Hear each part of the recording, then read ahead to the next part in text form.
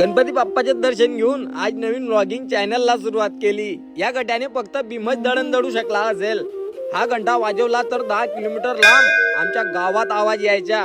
या ठिकाणाचे फक्त पेढेच नाही तर भरपूर गोष्टी प्रसिद्ध आहेत। ही सगळी आमच्या गावाची मंडळी आहे। आमचे पूर्ण गाव या दिवशी पद्मालयाला येते। त्याचे कारण काय ते पुढे सांगतो। अष्टविनायकांपैकी अर्धपीठ असलेलं देवस्थान श्री क्षेत्र पद्मालय तुम्ही बघितलंय का? नाही बघितलं चला मी दाखवतो। इथे पोहोचताच पहिले दिसले मस्त गार्डन। त्याचे काम अजून अपूर्ण आहे आणि मग काय गाड्यांची लांबच लांब रांग। आमच्या गावातील कार्यक्रमाचे निमित्त म्हणजे गोविंद महाराज ज्यांनी पद्मालय तीर्थक्षेत्राचा कायापालट केला।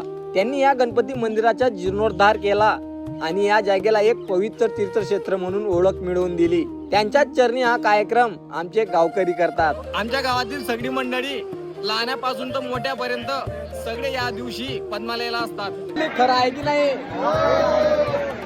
तुम्हाला जर यायचे असेल तर हे मंदिर जळगाव जिल्ह्यातील एरंडोल तालुक्यात आहे। येथील मंदिरात एकाच सिंहासनावर 2 स्वयंभू मूर्ती गणेश आणि विद्याधर आहेत। अशी रचना खूप दुर्लभ आहे। हे मंदिर एका बाजूला डोंगर आणि दुसऱ्या बाजूला तलाव, पद्म म्हणजे कमल यांच्या मध्ये असल्यामुळे याला पद्मालय हे नाव पडले आहे। अरे भीमकुंड तर राहिलेच दाखवायला, चला पुढच्या व्लॉग मध्ये दाखवतो। त्यामुळे पुढचा व्लॉग बघण्यासाठी फॉलो नक्की करा। धन्यवाद।